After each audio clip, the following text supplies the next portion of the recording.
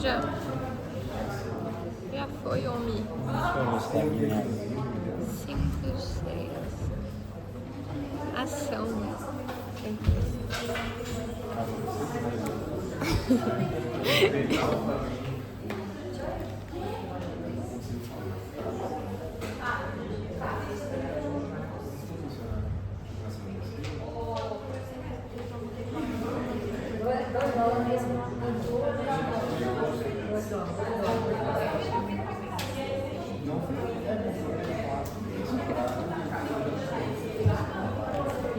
Bueno, buenas tardes.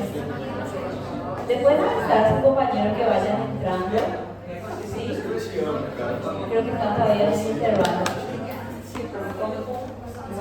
Y pueden desactivar la luz del frente también para ver mejor la diapositiva.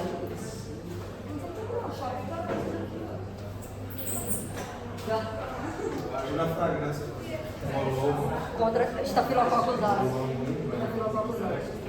a professora quer saber também. Estafilococcus.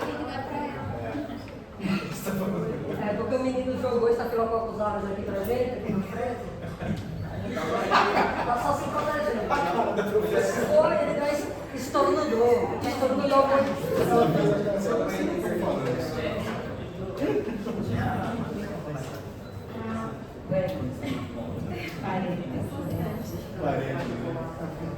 ¿Usted sabe la verdad qué significa tipo de preparé? Sim, hablamos assim também. Parênteses, nada.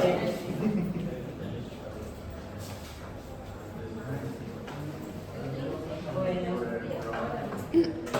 solo para ver hasta dónde llegamos en unidad 2, nosotros le hablamos de fenilcetonúria, Sí. galactosemia, Sí. hasta la galactosemia y también el caso de la enfermedad de la orina con olor a cadáver. Sí. Ok. Esta es la parte 3, la última parte, pero lo voy a volver a fraccionar porque voy a dar un trabajo, pero no voy a dar el trabajo hoy, ¿sí? No va a dar el tiempo para hoy.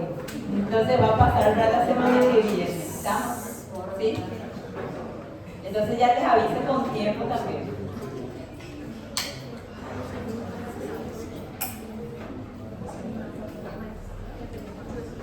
Também foi atingida. Estafilococcus aureus.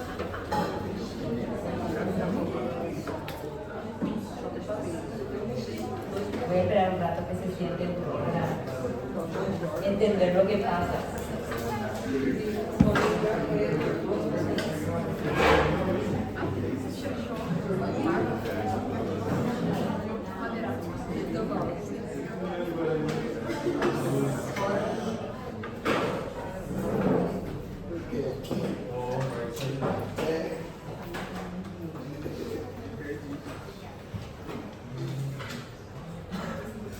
La gente del quinto semestre le dijo a su profesora de epidemiología: la doctora Daisy nos mira y nosotros nos miramos y nos callamos. Porque estábamos haciendo eso, ¿verdad? Estoy esperando nomás a que llegue más gente, que no sea que empiezo a hablar y empiezan otra vez a entrar y a molestar acá, ¿sí? Creo que ya están casi todos.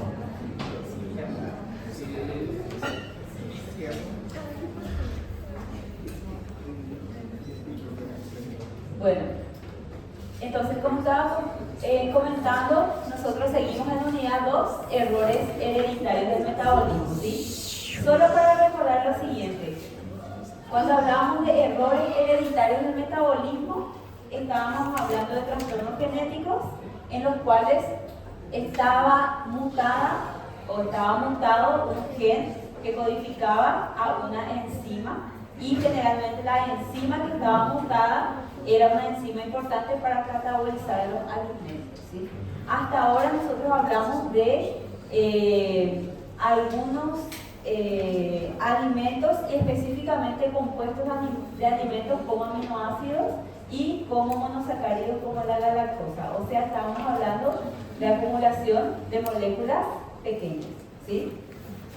Ahora, en esta tercera parte vamos a seguir hablando de esto, pero vamos a hablar ya de algunas dolencias genéticas relacionadas con almacenamiento lisosomal.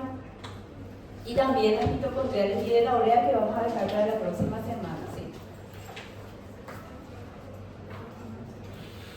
¿Cuál va a ser la característica de muchas de estas dolencias relacionadas con el almacenamiento lisosomal?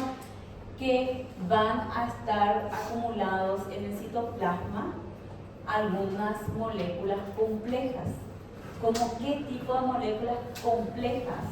Fosfolípidos. Nosotros sabemos que los fosfolípidos son lípidos complejos y que nosotros teníamos, por ejemplo, los glicolípidos que se volvían a clasificar en cerebrósidos y gangliósidos. Entonces, juntamente en este apartado vamos a hablar de acumulación de cerebrósidos y de gangliósidos, ¿sí? Y una cuestión que tenemos, voy a complementar, seguramente que esta parte no la desarrollé en biología, entonces voy a complementar con ustedes es lo siguiente. Voy a poner ahí mi fondo blanco. ¿Se acuerdan que siempre cuando se va a movilizar algún producto dentro de la célula van a haber unas vesículas, ¿verdad? Entonces, por ejemplo, si es que lo que va a ocurrir es digestión celular del complejo de Golgi, tienen que salir unas vesículas que tienen que estar cargadas con enzimas hidrolíticas, ¿cierto?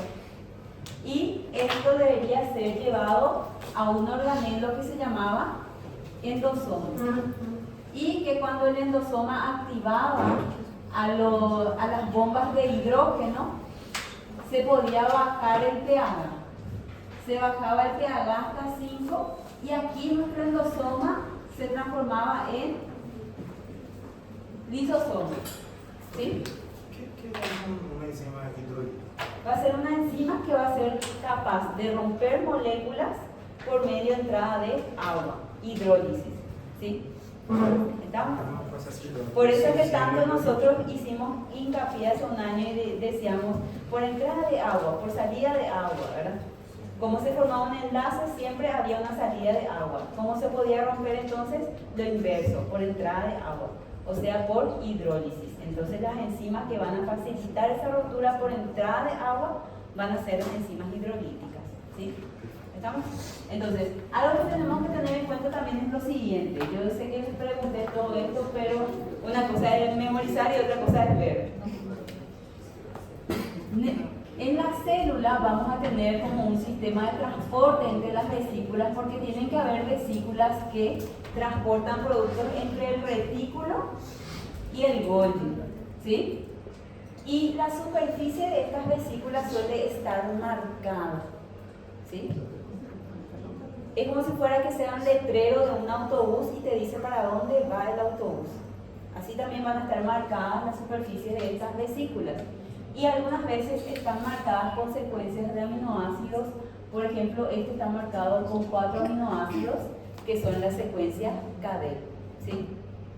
Ahora, estas vesículas que llevan enzimas hidrolíticas hasta los endosomas, estos van a estar marcados por una manosa 6-fosfato, ¿sí? Que va a ser un carbohidrato.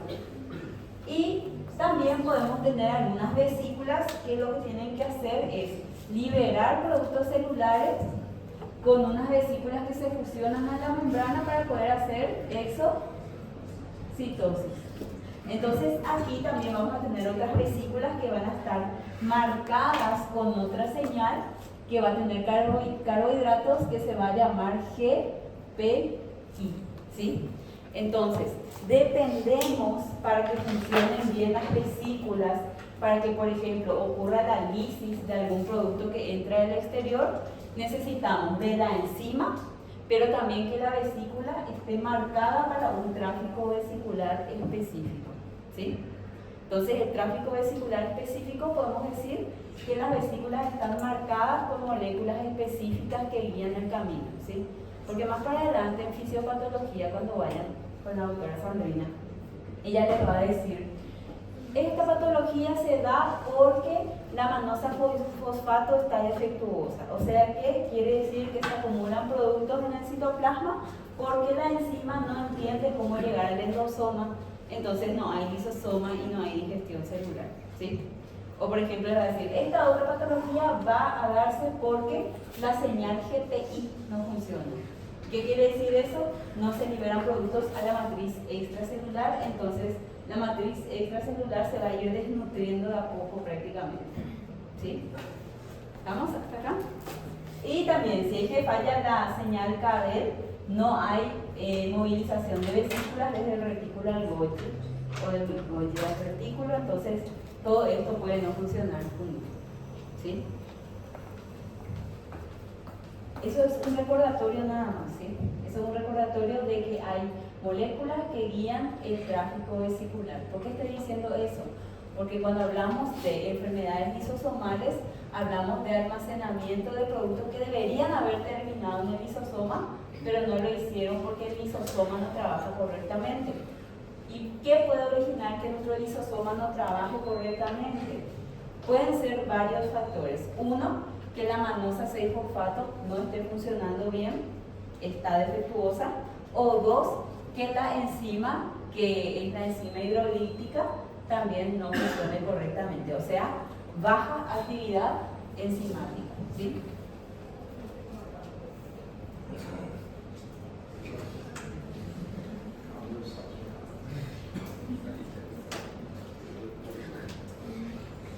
Entonces, por eso es que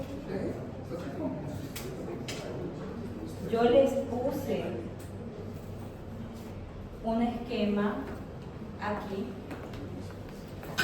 en la que hablamos de este almacenamiento de algunas moléculas complejas como cerebrósidos, específicamente glucocerebrósidos y esfingofosfolípidos, ¿sí? Entonces, cuando hablamos de defectos que pueden tener relación con la síntesis, con la remodelación, con el procesamiento de las proteínas o con el tráfico vesicular o con el control de calidad de la proteína, ¿sí? Entonces, todo eso nos va a definir también como una patología, un error hereditario de metabolismo que almacena moléculas complejas.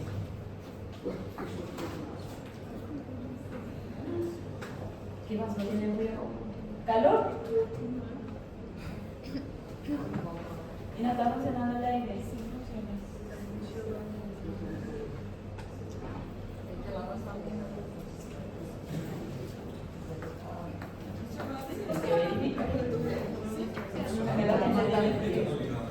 Ah, no llega. Bueno.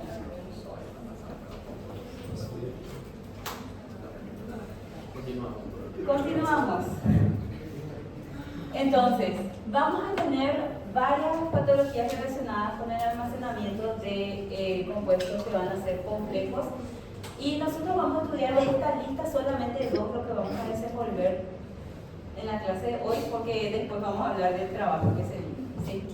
Entonces, vamos a hablar de la enfermedad de Tay-Sachs, en la cual vamos a tener una enzima deficiente que se va a llamar exoaminidasa A, y lo que va a acumularse va a ser un gangliósido de tipo GM2, ¿sí?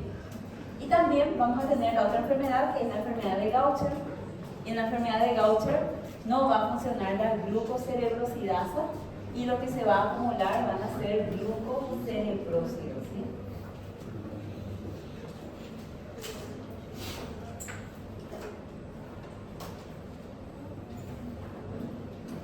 Vamos a hablar de esos dos entonces hoy. ¿Qué hacen estos judíos en el PowerPoint?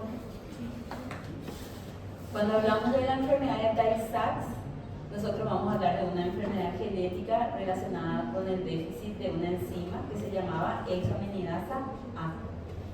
Es de herencia recesiva y generalmente está muy cerrada en ciertas poblaciones donde la gente no se reproduce con gente que sea fuera de su cultura. ¿Entienden? Por eso que les coloqué acá. Entonces, estos son estos judíos ultra ortodoxos que fueron para Europa y de ahí fueron a Estados Unidos, ¿verdad?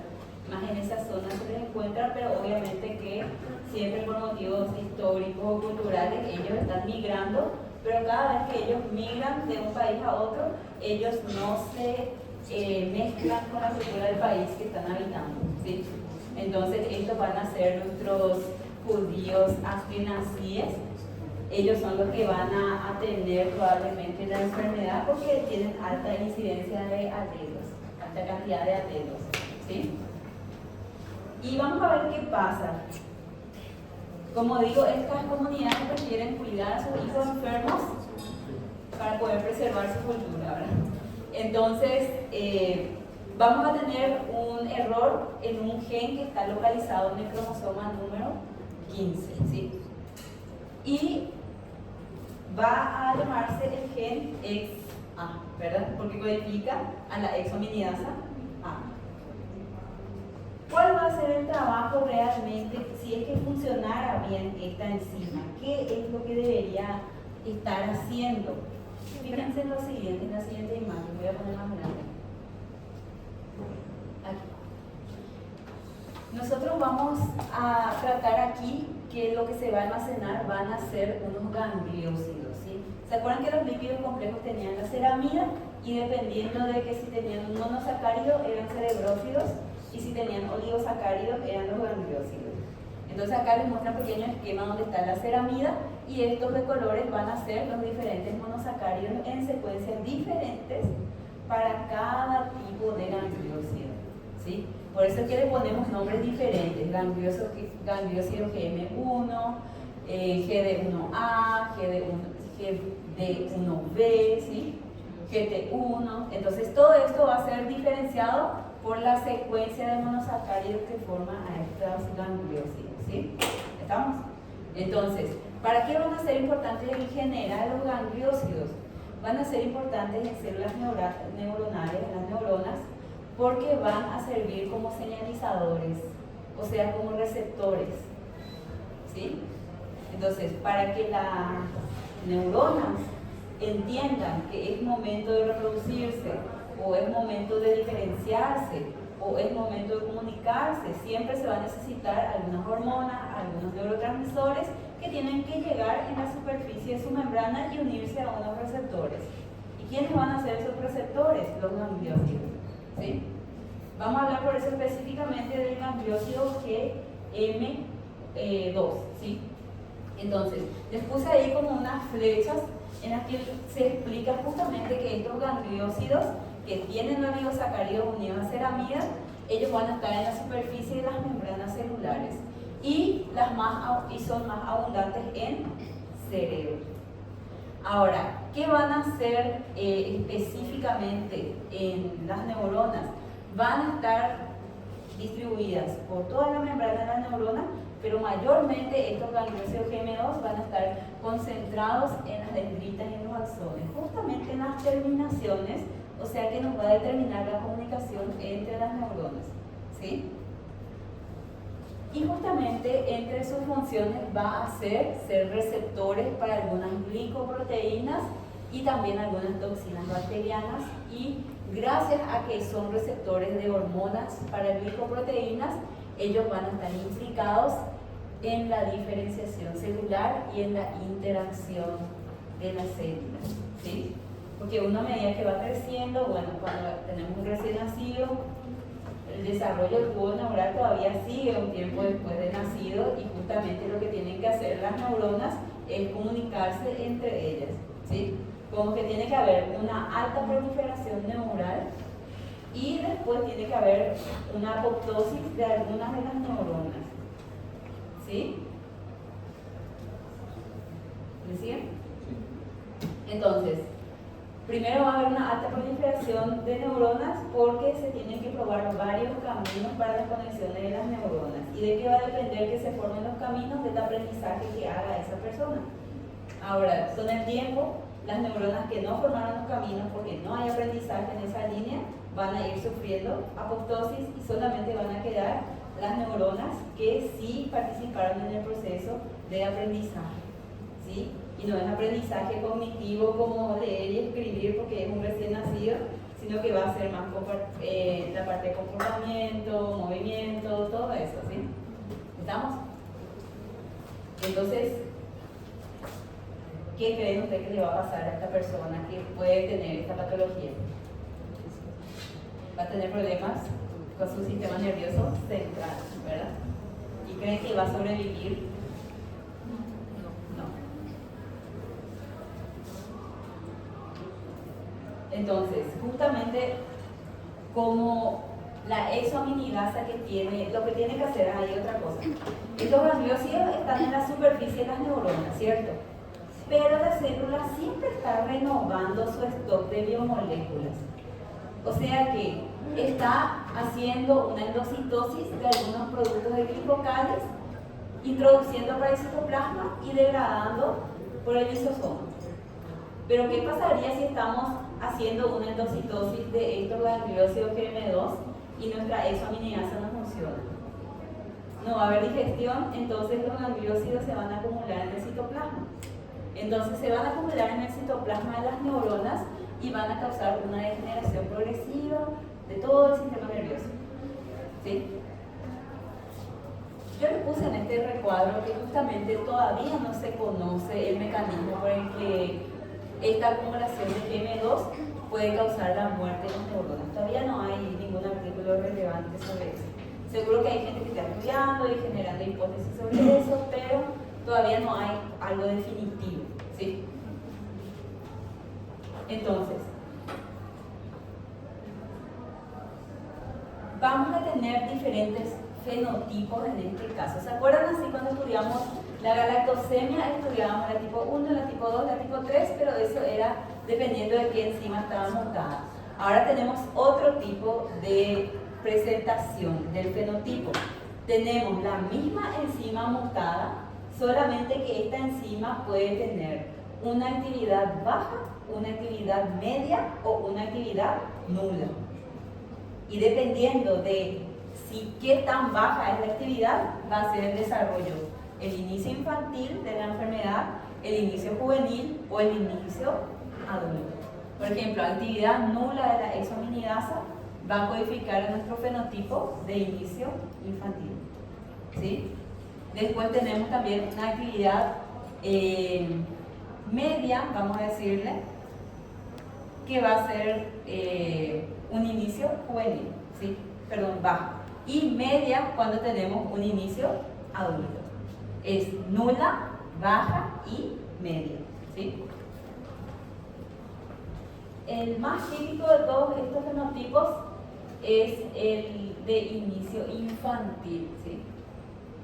Y tiene ciertas características. En la forma clásica, en el inicio infantil, como no funciona para nada la exoaminidasa A, entonces tenemos una elevada concentración de los gangliósidos GM2, ¿sí? Y como va a afectar el sistema nervioso, entonces ahí es donde se van a observar las manifestaciones clínicas de la enfermedad, ¿sí? Por ejemplo, a nivel del desarrollo, va a haber un retraso en el desarrollo. A nivel oftalmológico, vamos a decirlo, cuando se le hace un control oftalmológico por un control que se llama fondo de ojo para ver la retina, aparte de ver la retina completa, se le ve como una mancha, ¿sí? Que es esta mancha. Les voy a mostrar en una imagen. Este es el dibujo, pero tengo la foto también. Este es el dibujo. Entonces, en el fondo de ojo solamente se tendría que ver estas estructuras, pero no se debería ver esto, ¿sí? Acá les muestra, la flecha señala la mancha cereza o rojo cereza rodeada de un halo blanco. Esto es en una etapa ya avanzada. Y fíjense, acá les pongo otro dibujo. Aquí, ¿ven? Entonces, esto es un zoom del fondo de ojo. Este es todo el estudio de fondo de ojo. Y aquí se está viendo toda esta mancha un poco más oscura, es la mancha rojo cereza. Ahí no debería estar nada, ¿sí? Entonces, en las observaciones de la imagen, también dice lo siguiente, que está situada en esa imagen lateralmente al nervio óptico. Porque claro, como estamos teniendo una neurodegeneración progresiva, entonces el signo de la degeneración en el nervio óptico va a ser esa mancha rojo cereza, ¿sí? Y otra cosa más que vamos a ir viendo aquí es lo siguiente. Algunos términos ya habíamos visto, por ejemplo, epilepsia, que es común con otras patologías que vimos, también macrocefalia, eso todavía no lo mencionamos, y va a tener irritabilidad al ruido porque claro, también es una terminación nerviosa, órgano de los sentidos, todo es terminación nerviosa. Una curiosidad, ese retraso de desarrollo es ¿en qué sentido? ¿Cognitivo? Cognitivo y demás. Motor también. Vamos a ir viendo después, tengo una tabla preparada donde vamos a ir viendo cómo se va a dar. No se va a desarrollar en ningún sentido prácticamente. ¿Sí? Entonces, dependiendo de cuándo inicia la patología. Y también justamente va a tener hipotonía. Generalmente los niños tienen que hacer algún reflejo de movimiento, que justamente es característico de su desarrollo. ¿Entienden? Entonces, no va a tener luego eso, va a tener hipotonía, no se va a poder sostener ni va a tener movimientos de reflejo. Y también va a desarrollar espasticidad, que es como un entumecimiento del músculo, entonces hace que se quede recto su extremidad. Cuando se le intenta sentar, no se va a sentar y doblar las rodillas, sino que va a estar recta la pierna, ¿entiendes? Entonces va a estar todo recto, ¿por qué? Porque la inervación para los músculos ya no funciona, ¿entiendes? Entonces, aquí está la tabla para ir comparando entre, si yo pongo una tabla, eso te va a caer, ¿sí? Ustedes ya saben eso. Entonces acá hay una tabla comparativa que probablemente caiga. Tenemos acá el inicio infantil, el juvenil y el inicio adulto. Fíjense, la edad de inicio en el inicio infantil va a ser de 3 a 6 meses. O sea, estas personas van a llevar a su recién nacido a la casa y más o menos a los 3 o 6 meses ellos van a percibir algunos cambios, ya en el control. ¿Y qué progresión va a tener? Una progresión rápida y uno no tiene cura, ya dijimos, y más o menos entre los 2 a 4 años ya se pronostica la muerte de este niño, ¿sí? También, ¿qué más se va a ver a nivel del desarrollo motor? Un deterioro a los 8 o 10 meses. O sea que empieza más o menos de 3 a 6 meses a observarse ya que tiene hipotonía, ¿sí? Espasticidad todavía no, vamos a esperar un rato más. Ahora, después ya vemos el desarrollo motor que va a estar deteriorado de 8 a 10 meses. Ahí se puede observar otra vez la espasticidad. Empezamos a ver de forma progresiva. Y van a tener la pérdida de movimientos voluntarios en el segundo año de vida. Ya no puede moverse.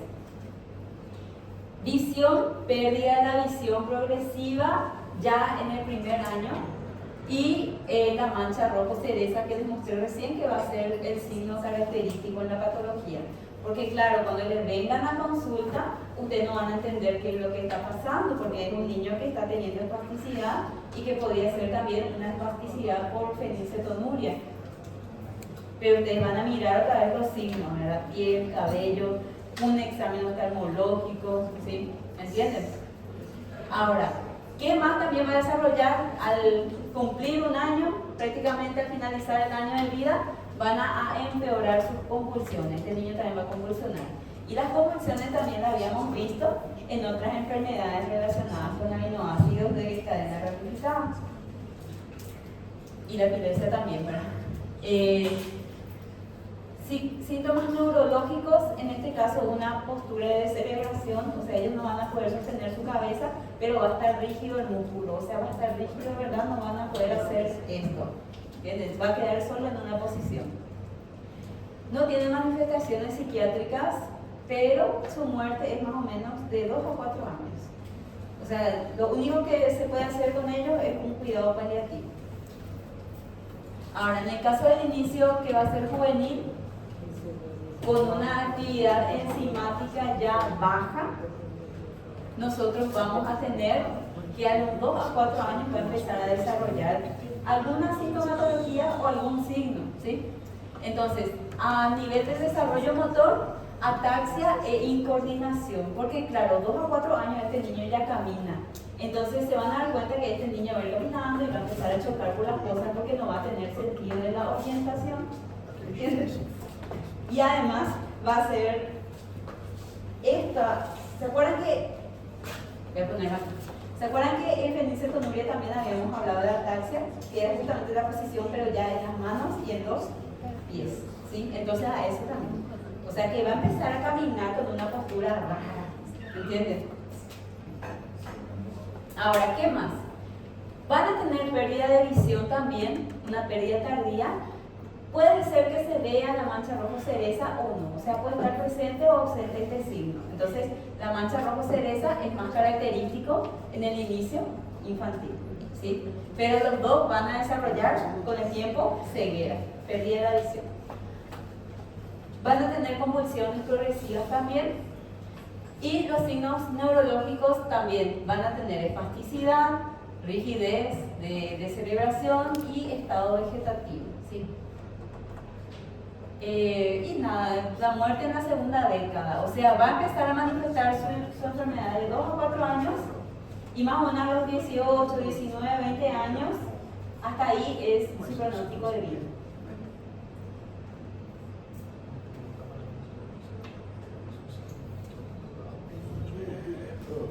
Estoy mirando nomás. Ahora, tercero, inicio adulto, ¿sí? En el caso de inicio adulto, entonces en la adolescencia o en la edad adulta se va a manifestar esto y va a tener una progresión variable, progresiva pero menos grave. ¿Qué quiere decir esto? Que esta persona va a vivir mucho tiempo, 40, 50 años, todavía va a estar viviendo, pero si a eso se le llama vivir, ¿verdad? ¿Por qué? Porque va a tener una calidad de vida bajísima. Entonces va a tener una pérdida justamente en el control del movimiento de sus músculos, van a sufrir una distonía progresiva y también una degeneración espinocerebral por esa misma razón, ¿sí? ¿Qué más? Vamos a tener que en la parte de exámenes oftalmológicos, ellos pueden tener un examen oftalmológico normal, pueden incluso no desarrollar pérdida de vista, ¿sí? Otra cosa también, que convulsiones, algunas veces, pero no es tan característico. Como pueden ver, las convulsiones son característicos de estos dos grupos, ¿sí? Ahora, también tenemos que en síntomas neurológicos, ellos pueden tener alteraciones psiquiátricas. Este es el característico de esta patología, ¿sí? ¿Qué tipo de alteración? No va a haber un tipo de alteraciones porque lo triste de las alteraciones psiquiátricas de ellos es que uno luego no puede ni siquiera hablar, o sea, nada prácticamente. Esto no hay como diagnosticar. Y segundo, ellos no van a responder ni siquiera a medicación antidepresiva ni a anticonvulsionantes. No responden a la medicación. No. ¿Por qué? Porque por la acumulación de los gangliosidos GM2 no son capaces tampoco de captar las otras moléculas. Ahí está el problema con esta enfermedad, ¿sí? Ahora, justamente hasta el 40% de estas personas que padecen la enfermedad en la etapa adulta son las que pueden tener alteraciones psiquiátricas progresivas, muchos más relacionados con la conducta, ¿sí? O del ánimo, seguramente también, porque uno, su situación no es buena, y dos, no tiene cómo agarrarse de ningún otro neurotransmisor, ¿verdad? Y no van a desarrollar demencia, pero van a desarrollar una discapacidad progresiva. Imagínense una persona ya adolescente, un adulto que en teoría era sano y de repente, ¿verdad?, ya no puede moverse ni valerse por sí solo, desarrolla alteraciones psiquiátricas, y que los cuidadores son los que tienen que cuidar de ellos hasta que ya no estén, ¿verdad? Entonces, una cuestión acá que siempre comento y menciono es, dijimos hace rato, ¿verdad?, va a vivir, pero si a esto le llamamos vida, ¿verdad? Entonces, generalmente se ve mucho en estas poblaciones cuyo dogma luego es la cuestión de la religión o cosas así. Entonces, ellos mantienen, o sea, ellos con tal de mantener y perpetuar su cultura, ellos siguen teniendo hijos y la comunidad les cuida a estos niños, ¿verdad? Por suerte, ellos sí tienen el presupuesto para hacer eso. Pero algunas veces también chocan con la realidad de los países en los que viven, porque hay países que tienen su política y le dan la opción de decirle a las mujeres, porque muchas veces la mujer es la que le cuida al hijo, ¿verdad?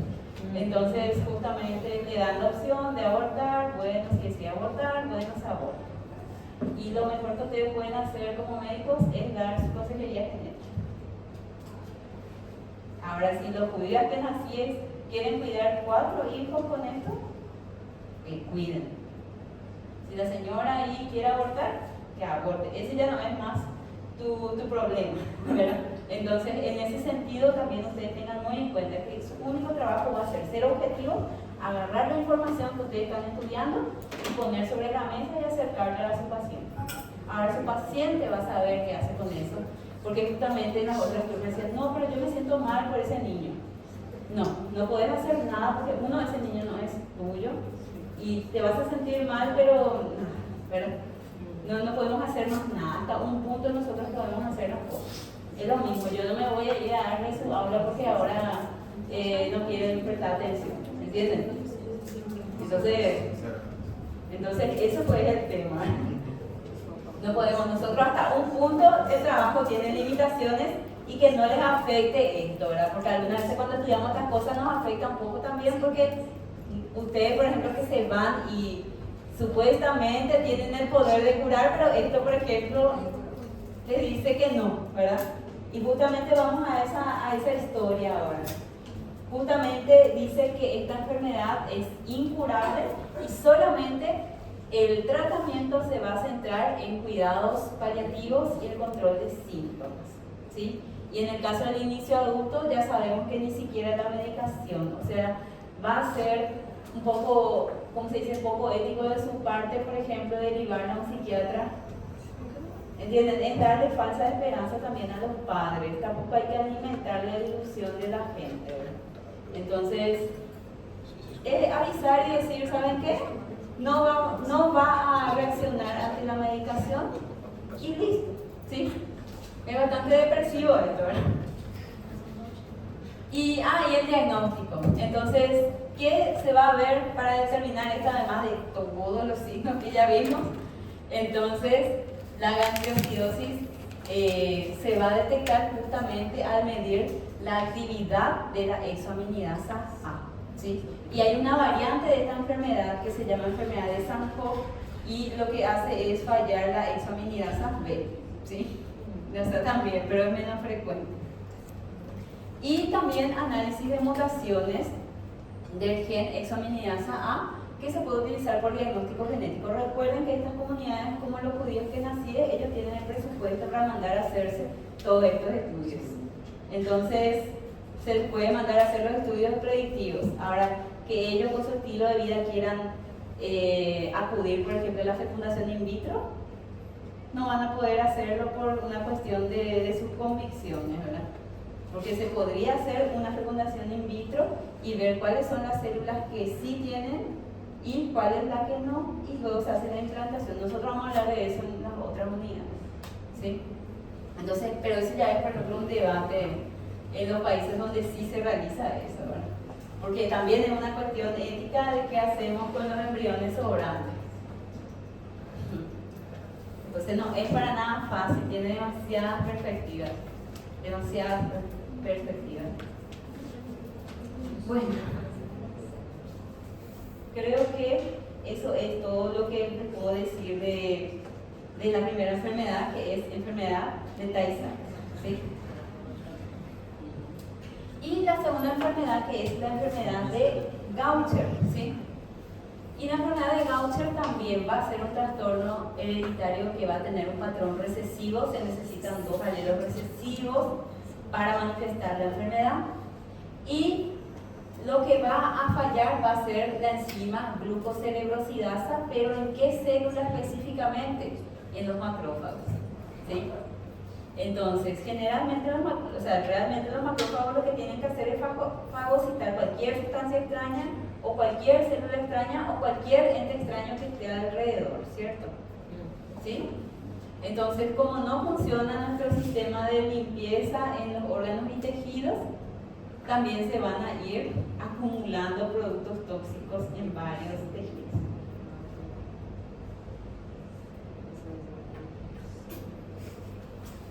¿Cómo se llamaban? A ver si me acuerdo y si se acuerdan. ¿Cómo se llamaban los macrófagos que se encontraban entre los hepatocitos?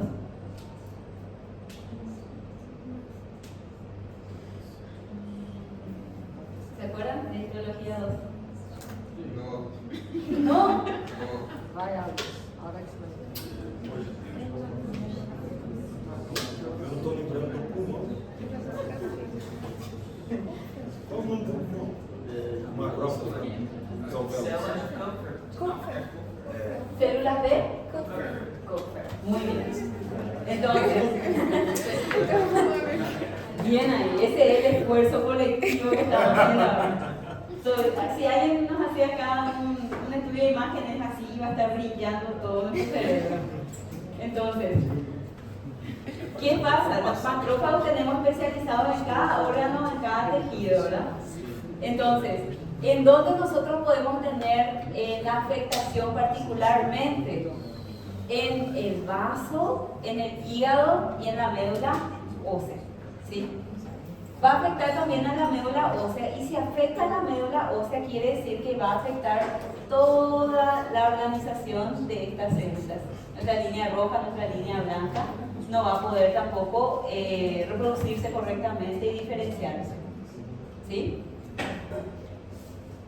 Y otra cosa, si afecta al hígado, como hace rato también me preguntó otra sección, ¿se acuerdan que en el hígado yo les había mostrado como un cuadrito? Les dije, recuérdense que en el ROS dice esto, y que el hígado estaba muy relacionado con las vitaminas liposolubles, ¿sí?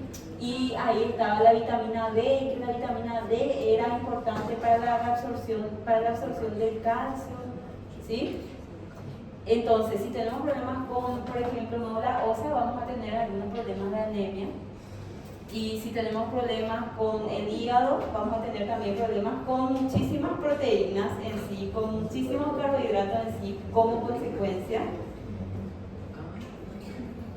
Vamos a tener una sobrecarga de moléculas almacenadas en el hígado que no saben más para dónde ir. Entonces el hígado va a aumentar su tamaño y también va a aumentar el tamaño del vaso, ¿sí? ¿Estamos? Porque está todo afectado, los eritrocitos están afectados, entonces el vaso también no sabe más qué hacer con tantos eritrocitos muertos, por ejemplo. Está difícil la situación de esto. Entonces, ¿qué es lo que vamos a ir viendo? Vamos a ir viendo algunas afectaciones, como por ejemplo la hemoglobina baja, y justamente que como efecto se va a producir una anemia y fatiga de esta persona. Recuerden que esta persona ya está anémica porque está con hemoglobina baja. Entonces, como tiene poca hemoglobina, también tiene una función pulmonar reducida y dificultad para respirar, ¿sí? Otra cosa también que se puede originar en esta patología es que tiene un recuento reducido de plaquetas, todas las líneas de la sangre están prácticamente comprometidas. Entonces, como tiene pocas plaquetas, sangrado frecuente y hematomas o moretones fáciles, ¿sí? También una función pulmonar, ya dije, también un agrandamiento del hígado y el vaso que habíamos comentado, a lo que se le llamaba hepatoesplenomegalia. Entonces eso le va a dar un malestar abdominal a la persona, ¿sí? ¿Qué serían moretones? Moretones son hematomas. Y otra cosa, como también está afectada la médula ósea, entonces también la densidad ósea va a estar reducida, y además porque no tenemos suficiente vitamina D, como dijimos anteriormente, para el calcio. Entonces, esta patología también va a tener 3 fenotipos diferentes. ¿Se acuerdan? 3 fenotipos diferentes. Cada uno va a tener características clínicas específicas. También les puse aquí la de tipo 1, que es la no neuropática, la de tipo 2, que es neuropática aguda, y la de tipo 3, que es neuropática crónica, ¿sí? Y en la tipo 1, los síntomas van a incluir hepatoesplenomegalia, anemia y dolor óseo. En el de tipo 2 va a estar caracterizado por un deterioro neurológico severo y mal pronóstico. Y también en el de tipo 3 vamos a presentar síntomas neurológicos crónicos, pero en el de tipo 3 se puede hacer una terapia de reemplazo enzimático. O sea, hay una enzima que va a ser la glucocerebrosidasa, pero sintética, que se puede utilizar como tratamiento para estos pacientes. Entonces, lo único que se va a poder hacer es prevenir la progresión de la enfermedad, ¿sí? Para que no esté, como es neuropática crónica, uno, para que no tenga tanto compromiso como el de tipo 2, por ejemplo, donde ahí sí hay poca esperanza de vida, ¿sí? ¿Estamos? Y otra cosa a considerar, el género de la persona que padece la enfermedad. Si es una mujer, entonces, como tenemos todo lo que es eritrocito, todo lo que es médula ósea, todo lo que es hormona comprometido, entonces esta mujer también va a tener comprometido todo su ciclo menstrual.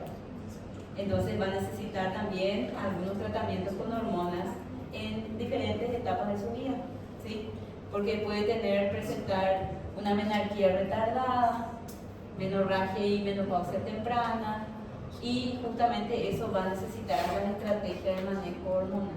O sea que van a tener como un equipo multidisciplinario alrededor de estas personas, ¿sí?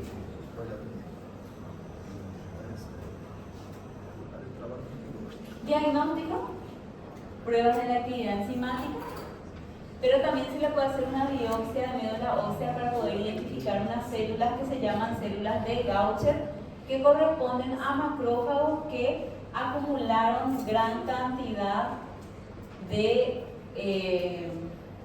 glucocerebrósidos, ¿sí? Entonces, esos puntitos que se ven aquí, estos puntitos intensamente teñidos en azul que se ven aquí, estos van a ser los depósitos, ¿sí? de nuestro glucocerebrósido. ¿Hasta aquí? ¿También? Y el tratamiento. Entonces, el tratamiento en qué va a consistir? Dos cosas: terapia de reemplazo enzimático y trasplante de médula ósea también, de células madres hematopoyéticas. Y estos son más efectivos para el fenotipo de tipo 3, ¿sí? Que es neuropática crónica.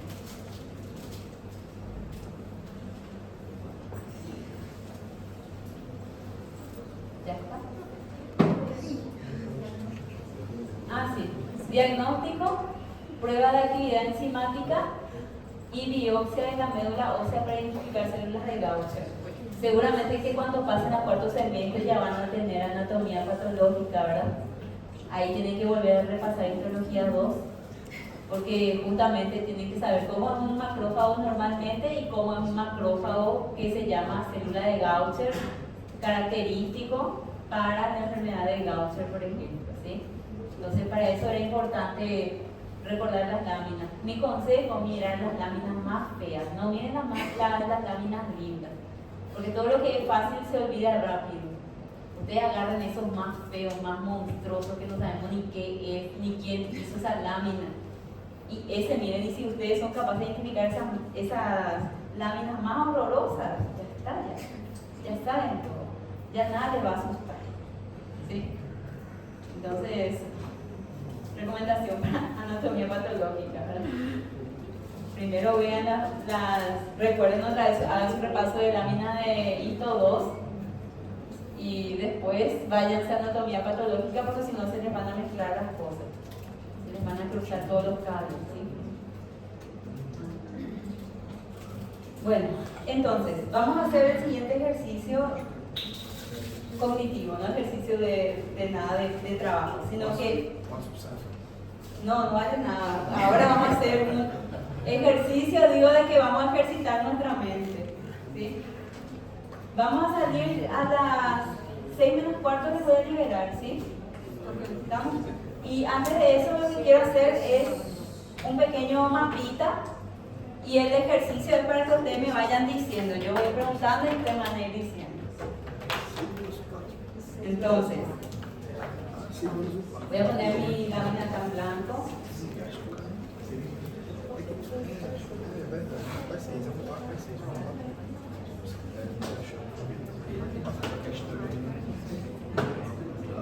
Aquí. Vamos a recapitular lo que dijimos hasta ahora. Vamos a hacer un pequeño repaso de lo que dijimos hasta ahora, ¿sí? Para no olvidar para el examen. ¿Estamos? Entonces, hasta ahora nosotros hablamos en unidad 2 de los errores hereditarios del metabolismo.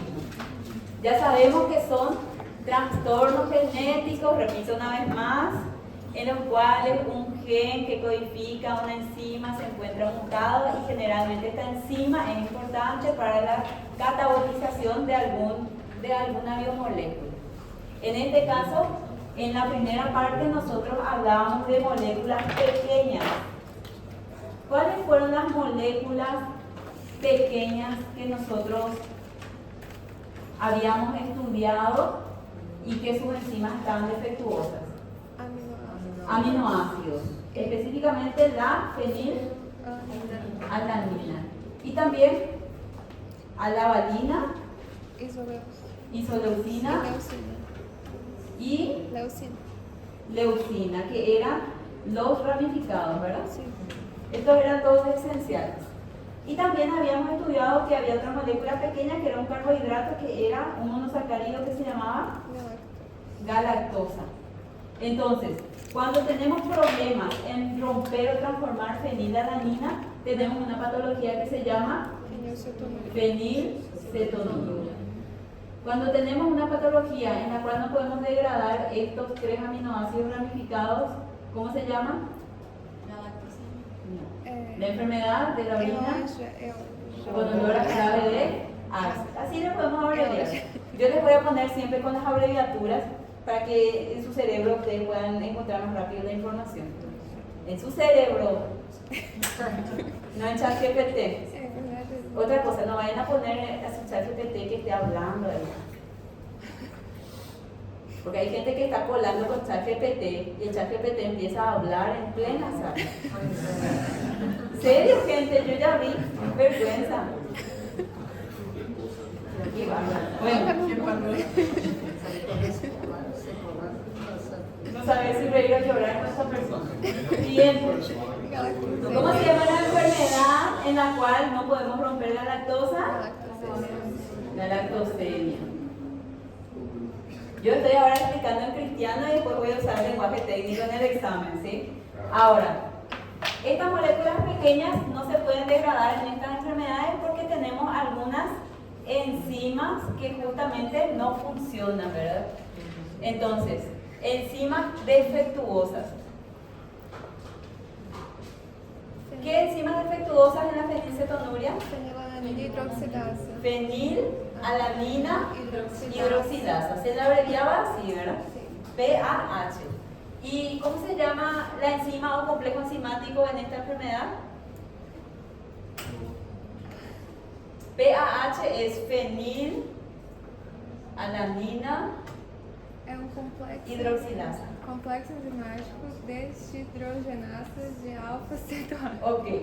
Complejo enzimático deshidrogenasa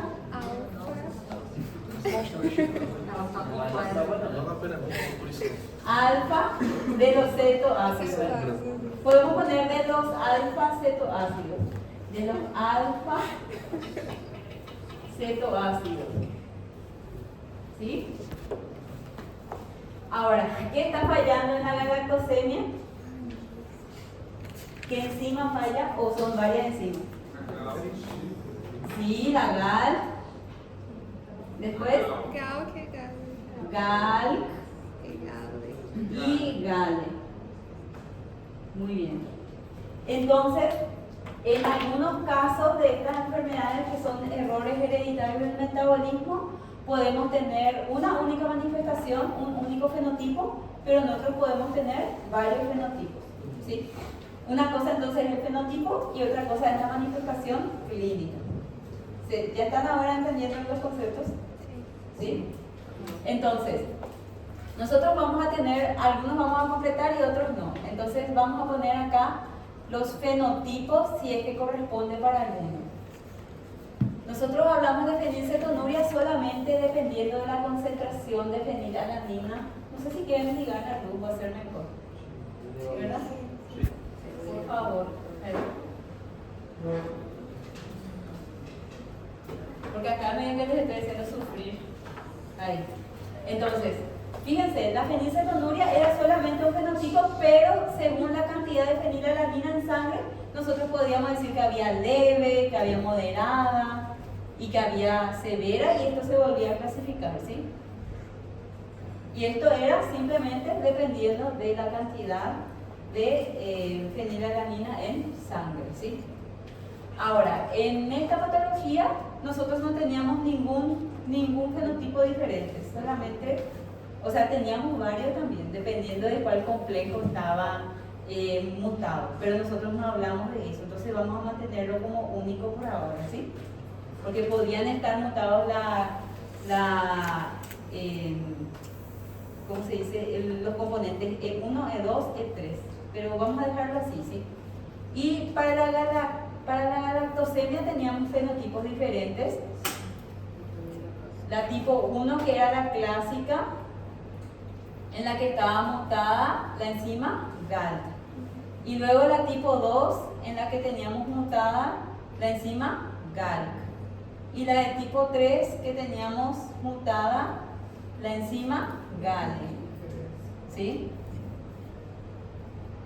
De todos estos tres, nosotros tenemos que la clásica está mucho más extendida, que es mayoritaria en todo el mundo la distribución de alelos, ¿sí? La tipo 2 habíamos dicho que estaba distribuido más en poblaciones de gitanos, de coreanos y de japoneses. Y la GALE no tenía ninguna distribución determinada, ¿sí? Son menos frecuentes. Ahora, otra cosa que también podemos recordar aquí, algunas manifestaciones clínicas.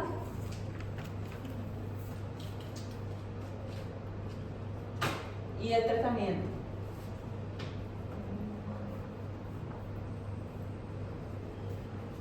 Entonces, manifestaciones clínicas características de una persona que no puede transformar fenilalanina a tirosina. Hipopigmentación, ¿verdad? Hipopigmentación. Olor a humedad. Esto es en estados avanzados. Y tenían trastornos neuropsiquiátricos.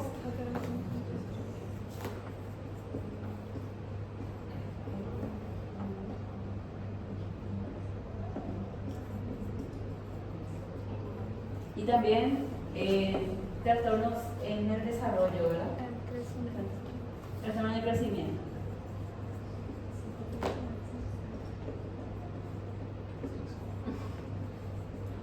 Bueno, esto es todo fenilcetonuria. Y en el caso de esta enfermedad, en el caso específico que nosotros vimos, ¿qué se veía?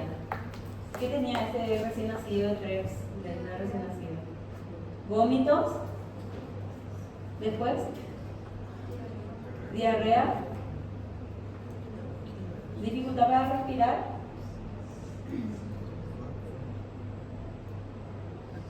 y el niño estaba convulsionando, convulsiones. Y las convulsiones eran por la acidosis,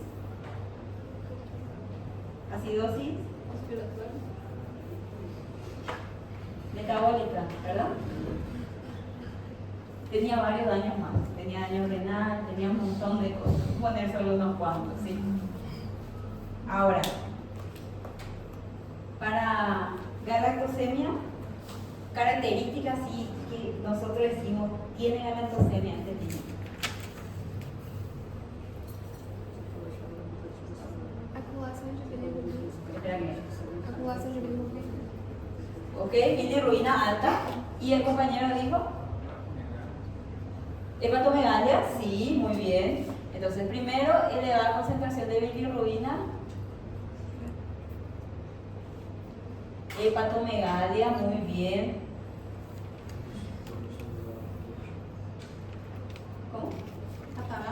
cataratas, está espectacular, ese pónganlo.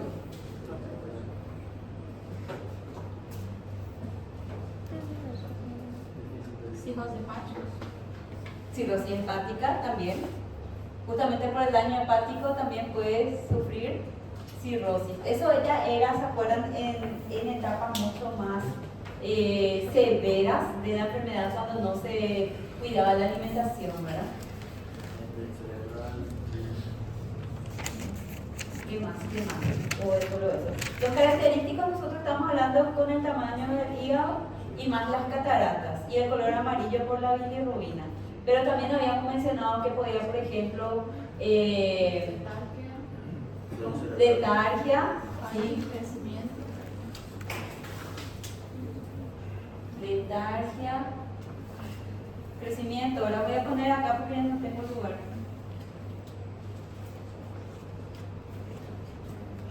¿Y qué más? ¿Algo más?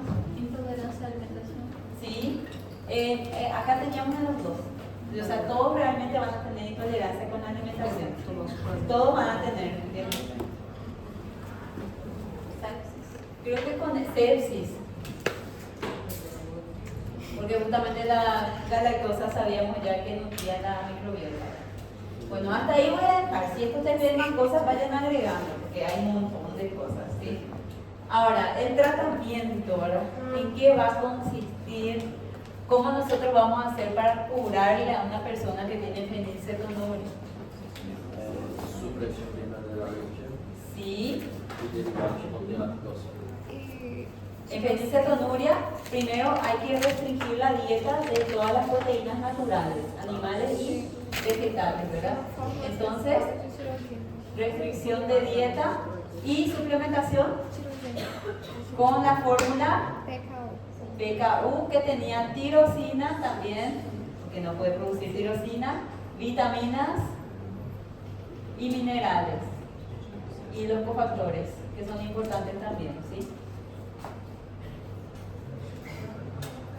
Hay un endulzante que tiene prohibido consumir este niño. ¿Cuál es? Aspartamo. Aspartamo. Bien ahí al doctor. Esas cosas que yo quiero escuchar. Cuando yo pregunto, quiero así que me digan, tal cosa. Aspartamo porque tiene fenilalanina. Perfecto. Ahora, tratamiento de esta enfermedad en la cual no se degradan los aminoácidos de cadena ramificada. También, entonces restricción y una fórmula especial, ¿verdad? Restricción alimentaria, de dieta, que le vamos a quitar de la dieta los aminoácidos de cadena ramificada. Y vamos a hacer una suplementación, suplementar con una leche libre de valina, isoleucina y leucina. ¿Sí? Y en ese caso particular, en la discusión me parece que decía, por ejemplo, que necesitaban hemodiálisis en el caso de que era muy severo también la manifestación, si había una alta intoxicación. ¿Por qué? Porque se acumulaban todo y el riñón no daba abasto para poder eliminar todos estos desechos. Entonces puede ser también una hemodiálisis. Esto es hemodiálisis en casos de intoxicación severa.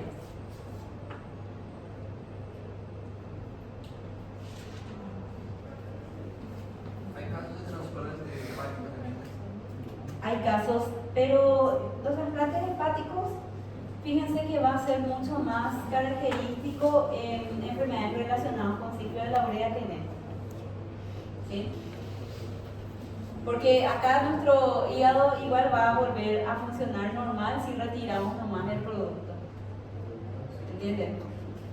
Y la próxima voy a mostrar luego que en el ciclo de la urea sí necesitaban trasplante hepático, porque justamente ahí funciona, o sea, hay una enzima que debe degradar y hacer metabolismo del amoníaco y no lo hace. ¿Entienden? Entonces no hay manera. O sea, ya hay manera, pero es cara. Les voy a mostrar también la próxima. ¿Sí? Ahora, esta galactosemia, ¿cómo le vamos a tratar? Supresión temprana de la leche. Entonces, acá nosotros lo que hacemos es eliminar leche y derivados.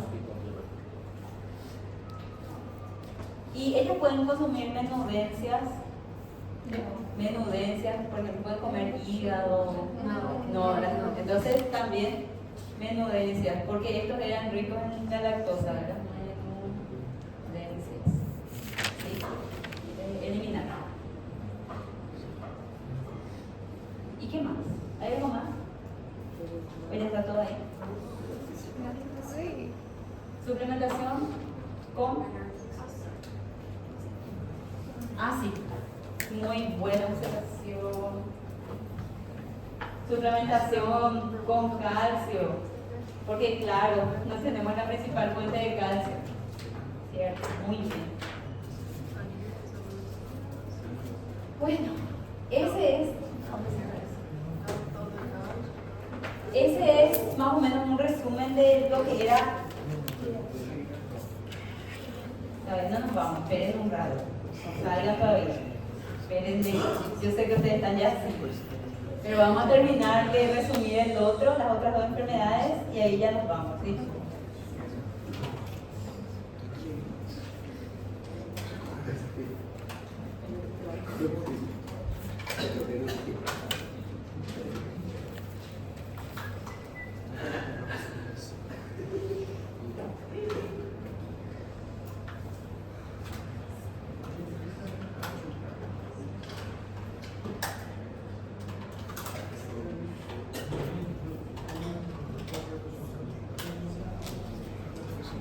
Bueno, voy a apagar ya este cuadro, ¿sí? ¿Puedo apagar? Bueno, todo esto entonces eran errores hereditarios del metabolismo en la cual estaban afectadas el catabolismo de moléculas pequeñas, ¿sí? Ahora vamos a hablar de los errores en los cuales están afectadas moléculas complejas.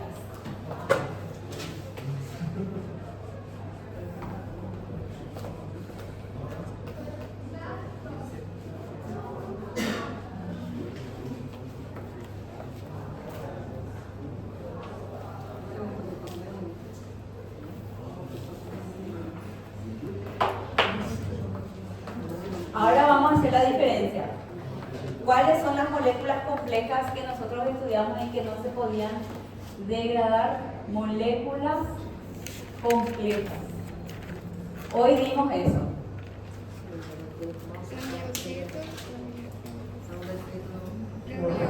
Gangliósidos, GM2 y glucocerebrósidos. ¿Cómo se llama la enfermedad en la cual no se pueden degradar los gangliósidos GM2? Tay-Sachs. ¿Y dónde no se pueden degradar los glucocerebrósidos? Gaucher. Ahora, ¿cuál es la enzima afectada en la enfermedad de Tay-Sachs? Exoaminidasa. O hexaminidasa igual puede ser. Ah. Y aquí, glucocerebrosidasa. ¿Sí? Recuerden, la terminación asa siempre nos dice que es una enzima. ¿Sí?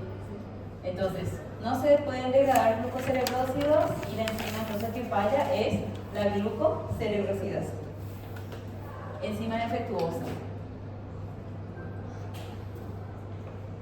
¿En qué célula?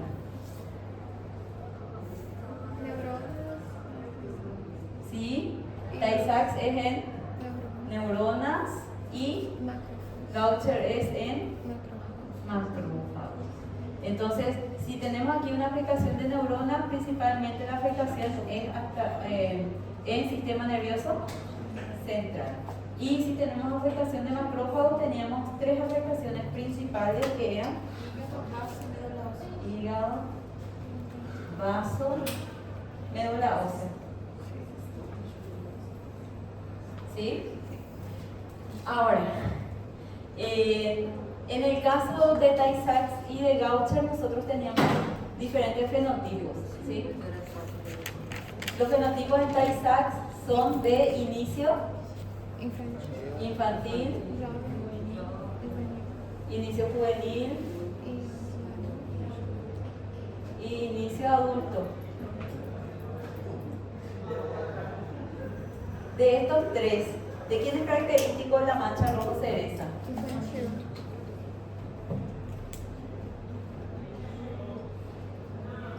De los tres, ¿quién es característico de los problemas neuropsiquiátricos? Estoy poniendo lo más resaltantes más ya, ¿sí?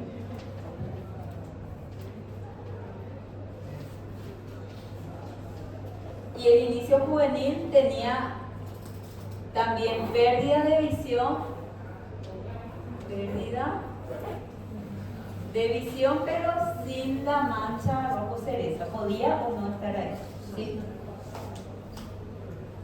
Yo le voy a preguntar todo en el examen, le voy a preguntar cuándo se puede ver esto, cuál es la esperanza de vida, si tiene esperanza de vida, ¿sí? ¿Y qué más? Ah, y el diagnóstico, más aquí el caso, el diagnóstico, que era la actividad de la enzima examinidasa, ¿sí?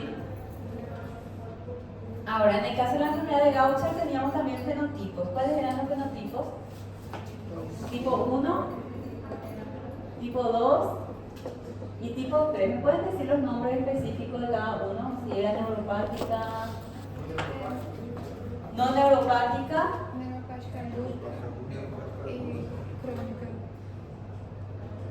neuropática aguda y neuropática crónica.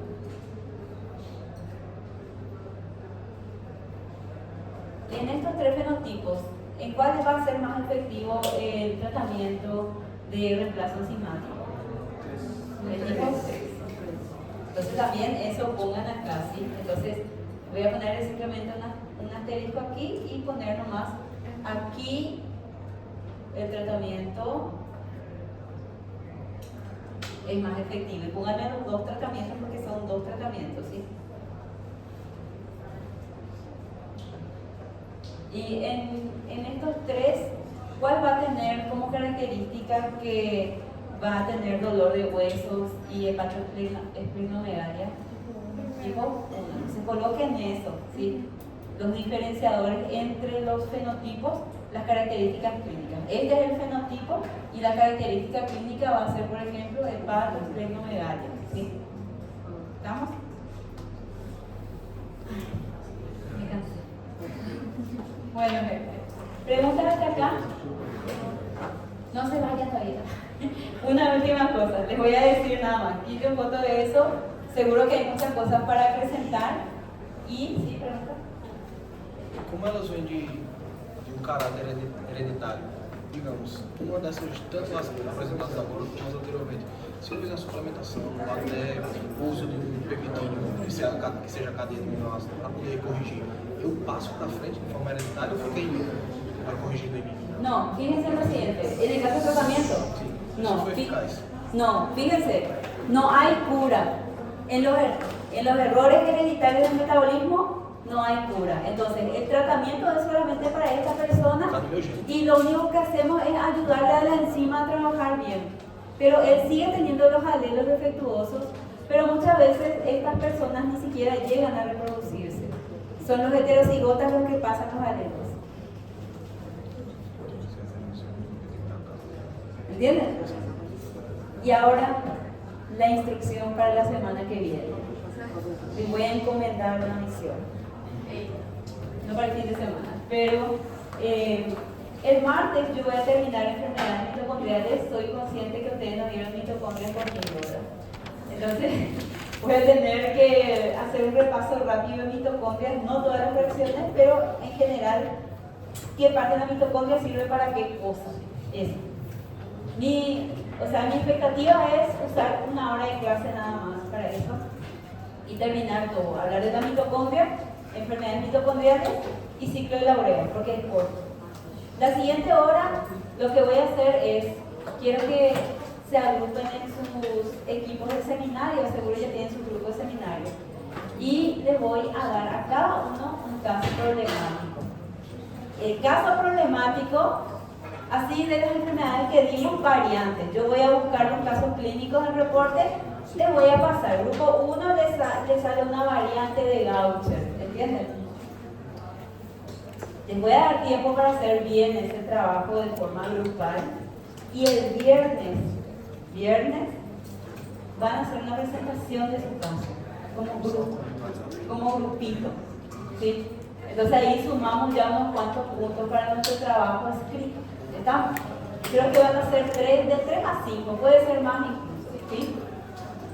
Entonces, recomendación no quiero ver el día de la exposición que traigan papeles para leer, no, ¿entienden? Que su PowerPoint sea pura letra así, no, ¿entienden? Pongan así lo más resaltante. Y si yo les digo guarden los papeles, no lean los papeles, tampoco es para leer su celular. Y otra cosa más, ¿te puedes levantar un rato? Yo presencié esto en mi cara, pasó, ¿verdad? Yo pedí a un grupo que no era mi grupo, ¿verdad? Yo brigando con grupos extraños como siempre. Había así un grupo extraño y les dije no lean del papel, no lean del celular porque les voy a quitar puntos. Entonces ellos estaban exponiendo, él ya terminó y a mí me toca a mí. Buenos días, desde el celular. Yo me llamo fulano, mengano y yo voy a hablar de la enfermedad de Gaucher. Es horrible, horroroso. Horroroso, no quiero ello, eso ¿entienden? Le hace daño a mi vista, voy a desarrollar catarata muy pronto. Entonces, no vengan nomás si van a hacer así. Bien valiente, ¿estamos? Buen fin de semana. Nos vemos. Chao, chao.